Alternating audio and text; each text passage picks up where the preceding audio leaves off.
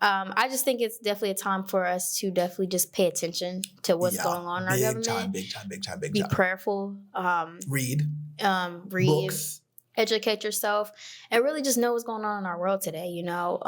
And for me, especially for my believers out there, I think it's important for us to definitely be mindful and just be prayerful of those who are in control in their mindset and where they're at, you know, because these are people running our country and doing certain things and taking initiative and certain stuff. So I think it's definitely important to have that and just be on your toes with that spiritually as well. But absolutely. I agree with that 100%. For sure. So that's where I'm at with it. I always was put in a place to where I never worked too much because ultimately for me, God's in control for me, period. Like regardless of anything, he's in control. So I never worried too much, but that doesn't mean I'm not seeing what's going on in front of me, of course. It just shows me what to pray for and what to be mindful of course. And just, you know, do whatever I can, but it's only so much we can do at this point, you know? I mean, these are billionaires, all these resources. It's a lot, it's a lot going on.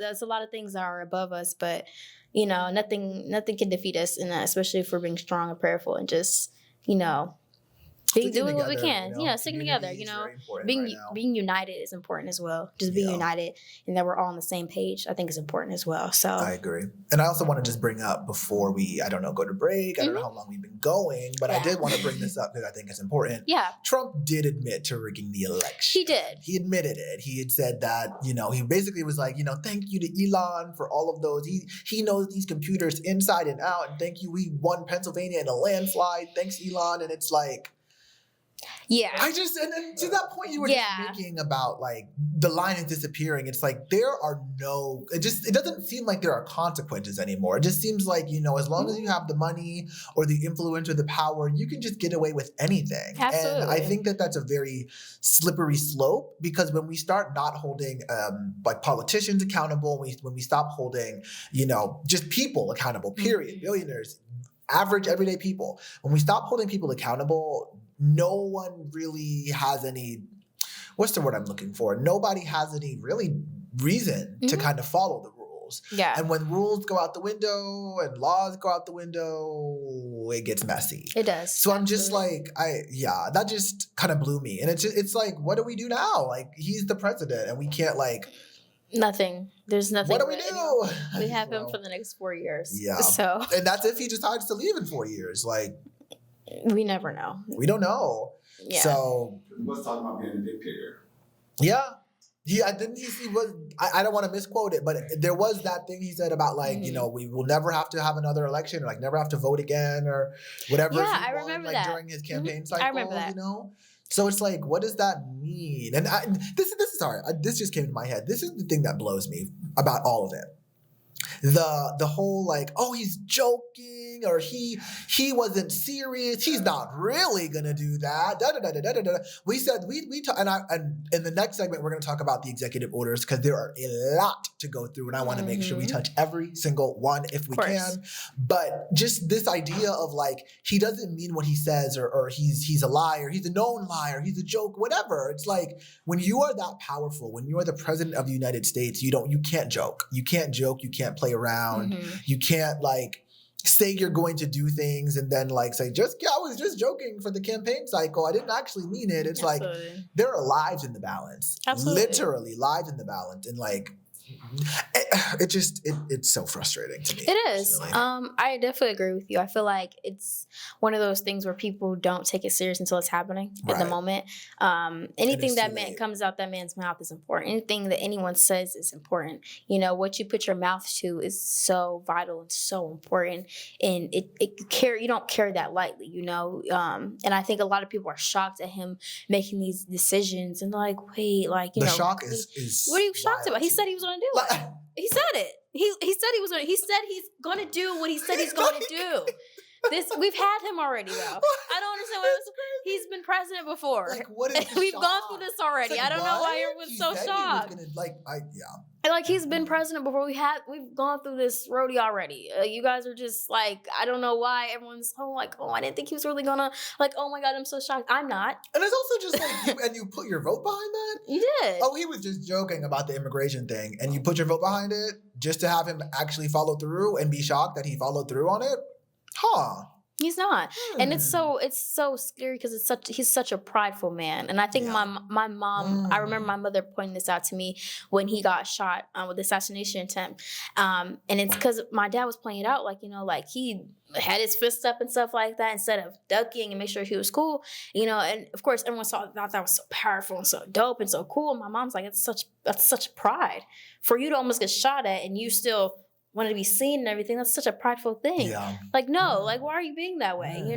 There's so much pride with that, and that's dangerous. That's so dangerous. So I think that's, it's so odd to me because there's so many Christians and believers who will die on a hill behind this man and his beliefs and how he moves and everything like that. And I look at so much of it, and I'm never going to talk about anyone's relationship with Christ or who they believe in and what they do. But what I will say is how you move and the decisions that you make and how you are matters so much, and is so much more telling than you saying that you're a Christian or saying you're this and saying you're that. It's the walk that matters, So how you walk and how you move matters so much. And your pridefulness doesn't show that, your lack of empathy and love for others does show that. Your spew of hatefulness doesn't show that. And then those you center around yourself as well.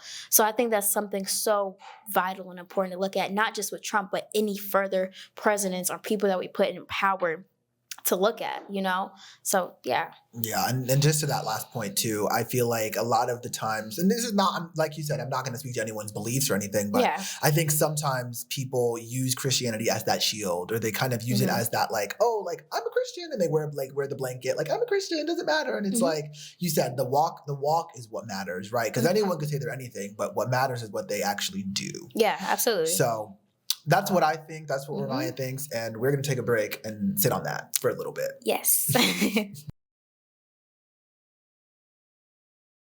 Well, we're back and we've got one more segment. So I really just want to dig into these executive orders and kind of just thinking about, I said before, Trump had basically signed in about like 100 or so executive orders on day one. I just want to break some of these down and just kind of talk about what maybe we're looking at for the next, hopefully it's just 4 years. So the first one I want to bring up is Trump declaring a national emergency at the Mexican border. And that looks like a lot of ICE raids. Right now, there are ICE raids going on all over the country. That looks like ICE raids in Chicago.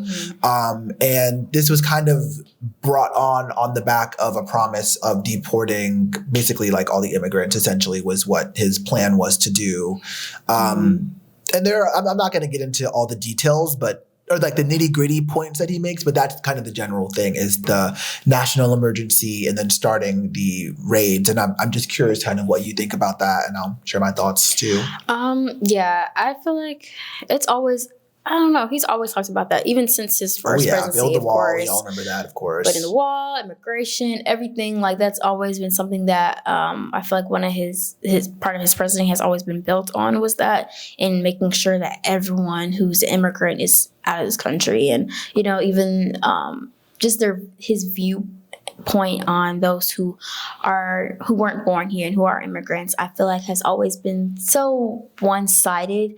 Even the comment he made during his debate with Vice President Kamala Harris regarding Haitians and them eating dogs in Ohio and everything. And that caused a lot of pain and a lot of strife. So much. So it's like all that spewed hate.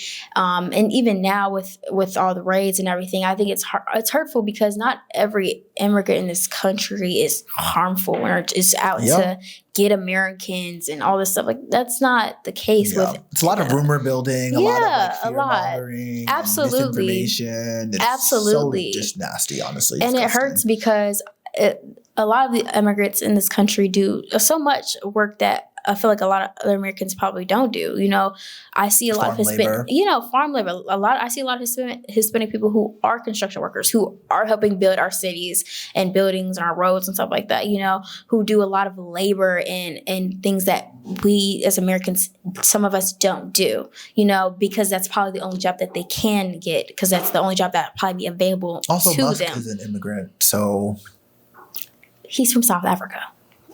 Like, what are we talking about here? So it's just very hurtful, and I feel like just a lot of these people are really just trying to be somewhere where they can have a family and feed themselves and just be happy and be at peace. And I think this is so, like, this raid and all this going on is so just tragic and just disheartening for those who are going through that, and even those who are Americans, who have family members who are immigrants who are coming here and finally get to see their family and be united, and now that's being torn apart. So I'm praying for those who are going through that, because I know that must be very harmful and very hurtful as well. So it's a lot.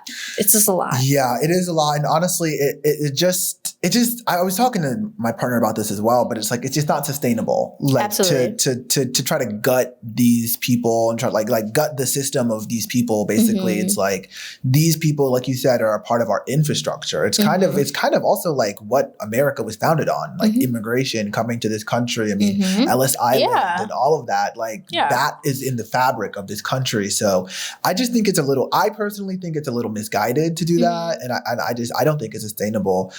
And there's something else I wanted to bring up too, is just like, a part of that is the sort of remain in Mexico policy. So basically asylum seekers would be released into America as they were coming over from, Mexico or wherever they were coming from. And now they're basically saying like, you have to stay until you would have gotten naturalized and then gotten to like remain in America. Now you have to like, it's basically like a line, like first you stay, and if you get naturalized, then maybe you can come into. It's kind of just removing all of that, which I think is unfortunate for a lot of people. Yeah, absolutely. I feel like there is definitely a better way. There's definitely a better way. I agree. There's a much, much better way for all of this to go and be about. Honestly, I think it's just such a forceful act and forceful way to just go an extreme way to just go about the situation and period. So I agree. And something else I want to bring up, another point, I guess, another order. So he basically attempted to end the birthright citizenship. And that is a big deal. You should care about that at home. You should really care about that because that basically would challenge the 14th Amendment in the Constitution. And I know the 14th Amendment, but I do want to just pull it up so that we can be accurate on this. Yes. But from what I understand, basically the 14th Amendment is saying that all persons born or naturalized in the U.S. and subject of this, it's a lot of jargon. Basically, anyone born or naturalized in the U.S. is a U.S. citizen, and no state can change that. No law can make that, can change that, basically. And the 14th Amendment is important because back during the Civil War, when slavery was abolished with the 13th Amendment, technically not abolished in terms of prison labor, but when slavery as we knew it was abolished as an enterprise, the 14th Amendment basically gave those enslaved people the right to citizenship. And so that is going to be, if that does get overturned or that does get basically challenged, that would do a lot of devastating damage to basically anyone born in the U.S., essentially making you essentially not a citizen. There's no guarantee of you being a citizen after that point. It's just Which weird. Is backwards. It's just backwards, and it's backwards. Like I was reading a Reddit post today that was basically like, if this happens, it's basically gonna mean the Constitution is null and void in many ways. Like if you're not a citizen, then there is no rule of law. Basically saying like, if you don't have citizenship, then you're not beholden to the laws of this country. And that wouldn't make sense, because if you're living in this country, you should be beholden to those laws. Absolutely. So it's just really messy. I also read that the ACLU is going to be challenging this ruling or this executive order, which I think is important. I think it's very important that someone says something about this. It is, because I feel like a lot of our laws and our Constitution is being dang near rewritten, and being backtracked, you know, which I don't understand, which I just don't understand why our government is so president, I guess, is so on this forthright journey of trying to reverse everything, you know, and trying to I'm trying to understand the goal here, like the vision, like what is this going to do to help our country move forward, right, as a people, as united people that we're supposed to be. How is this helping us? What is it going to do? And how is this going to impact our future? And what's our future going to look like as a country as well? Yeah. You know, because there's no unity within this. You know, it's nothing but division, and it doesn't do anything but just hold destruction to what is something that was built up to help unite us and try to do so. And if we actually try to, as a people, to withhold those values and really just push forward and really want better for each other and for ourselves and for our country, and see each other as equal and see each other as people who deserve rights, who deserve to be seen, who deserve to live at peace and enjoy life, and to be able to afford groceries and afford housing and not be stuck on the streets and not have to deal with violence and racism and all the stuff that we constantly go through as a country in this going on cycle. You know, there's not enough of that, and this doesn't help that at all. Not one bit, honestly. And I just, it's dark. Another thing I wanted to point out was basically that so Trump basically had signed another order saying that there is a national energy emergency, and that the effect of that would be to allow oil companies to continue drilling. Mm-hmm. And obviously, as we know, climate change is real. We're not debating that. And one of the biggest things on sort of like the climate change action plan, and he also pulled out of the Paris Climate Treaty as well. A lot of that legislation around climate control was around oil and drilling, and making sure that our fossil fuels and the natural gases emitted from that drilling didn't basically burn a hole in the ozone layer. So it's not even, it's almost like a death rattle. Like, it's like, like all this, to the point you were making about like the destruction and the division. It's like, something's got to give. And Absolutely. If we keep kind of like ignoring the signs and ignoring the problems, it's just going to get worse, and it's going to get worse until it just combust. Honestly. Honestly, what you just said. Literally. What you just said. Literally. So he withdrew from the Paris Climate Treaty, also kind of undid some of Biden's federal things for federal executive orders around clean power, electric vehicles. Biden had set some goals that 50% of U.S. vehicle sales would be electric by 2030. He undid that. So a lot of climate action as well that he undid. And then the point that you brought up before, a lot of executive orders targeting DEI. Now, this is a big thing for me, obviously, as a Black person, but I'm also queer, I'm also trans, I'm non-binary. And this is like something that really affects me, because in this order, he basically writes that it is the policy of the United States to recognize two sexes, male and female, on official documents, and basically targets trans and non-binary people in this order, saying that they are not valid, not real, et cetera, et cetera. And I think that that's bullshit. Personally, I do. I think it's bullshit. But I'm just wondering how you kind of feel about these things. Like, just, I'm sure I know how you feel, but just the division and just the DEI of it all. I'm curious. I would have to say that I feel as though it's really hard, because even seeing him revoke, blanking, the amendment made that so that there wouldn't be any discrimination in the workplace, and of those of any race or gender, or anything like that. The equal employment opportunity. Yeah, thank you, because I was losing it. I was trying to find it. So stuff like that, like it's hard, because it pulls us in a direction of like, what are we doing, and how is this going to help us? Because it limits what we're capable of doing and how we're able to move forward and get jobs and work and not be looked at like, it's crazy that I can walk into a job to want to work and they say no to me because I'm Black or I'm a woman. Yeah. And that's allowed. That's that's what he's proposing. That's what he's proposing. And I just have to accept that, eat that, like, dang, okay.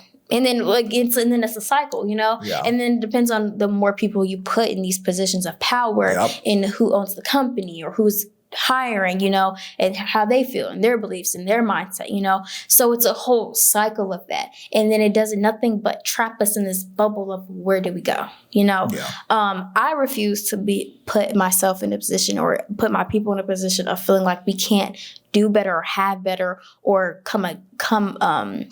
We fought that fight. To rise above that. To rise above that, So I'm not gonna sit here and allow us to feel like we're trapped back how we were way back when. We fought that battle. That Little battle Rock 9, spot. anyone? Come on. We've done that already. We're not even gonna sit here and allow ourselves to even go through that, Like, yes, that can be a reality of the fact that I can walk into a job and be denied because of my race, because of my gender, but that does not stop you being able to be successful, you being able to live and have the career that you strive to have, Absolutely. to be able to be wealthy, to be able to provide for your families, for us to be together, to be happy. That does not stop any of that. It does show his colors, his attention to where his heart is, but all we have to do is keep striving forward, keep being support who we are, Black-owned, of support course. each other, Support each other, our support each other, businesses, support our businesses, support what we local. do. Absolutely, there's so much that we do, and so much that because we have overcome, because we have fought that, we are able to have our own businesses, to be able to have our own housing, certain things like that, like our own cities and communities and businesses, restaurants, all that stuff. Like, we're so intelligent and amazing. There's doctors, lawyers, we have our own practices, all of that. So, we just support each other and have that unity, as I talked about earlier, that unity. So this fight is something that we have to go back and do again. We just got to keep moving forward and keep being united as a people. Absolutely. Keep moving forward. And also I just wanted to tack on that as well. Absolutely. A lot of the motivator, like the words are not real. But a lot of the language around this that he's using is basically something to the effect of like these DEI initiatives and these like the EEO, these things are sort of like discriminatory and illegal preferences. As we know, like these are not illegal preferences or discriminatory preferences. These are like protections put in place, like you said, to protect Black and brown and minority communities, everyone, not even just Black and brown people, everyone, women, any minority or marginalized voice from being discriminated against at work or anything like that. So let's move on. Yes. And the next thing I want to bring up is, we'll just kind of go through these, but another order he signed was bringing all the federal agencies, federal work jobs back in person. So all of those are now in person.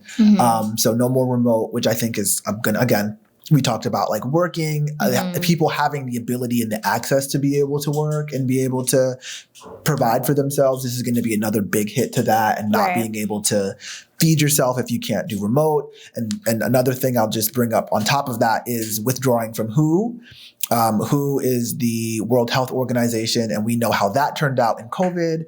That's going to be a devastating blow to the American people, in my personal opinion. And that's going to affect, obviously, the bird flu that's going around right now. That's a huge thing that's happening. Listeria, we were talking about in episode 0, just in terms of like dead poultry, dead birds, but it's poultry, obviously. And what is it, like cattle, beef and stuff that's getting spread. So that withdrawing from WHO is going to be another major hit. And then the last thing I will bring up, and we can kind of close out and just give our thoughts, but he also pardoned everyone involved in the January 6th insurrection in 2020 as well. So I just my last thoughts about all of these and where I'm feeling. I'm obviously, as I've shared, I'm impacted by a lot of these. So when you're thinking like, oh, like who is that even impacting? You can look on this episode and look at me, because I am trans and I matter. And I think that this is just going to be devastating to everyone, to a lot of people, and just stay safe, stay protected, stay humble, stay blessed, stay woke. But seriously, like, stay protected. Absolutely. Definitely everything my co-host said over there as well. Just educate yourselves, honestly. I know there's some things that I do want to educate myself on as well that you just actually touched on as well that I don't want to put my mouth to if I'm not aware of. So just make sure you're educating yourselves. Be prayerful, be mindful. Don't let all of this overwhelm you, give you anxiety. Don't give in. Don't give in to that, especially don't allow the enemy to come in and make you feel that way.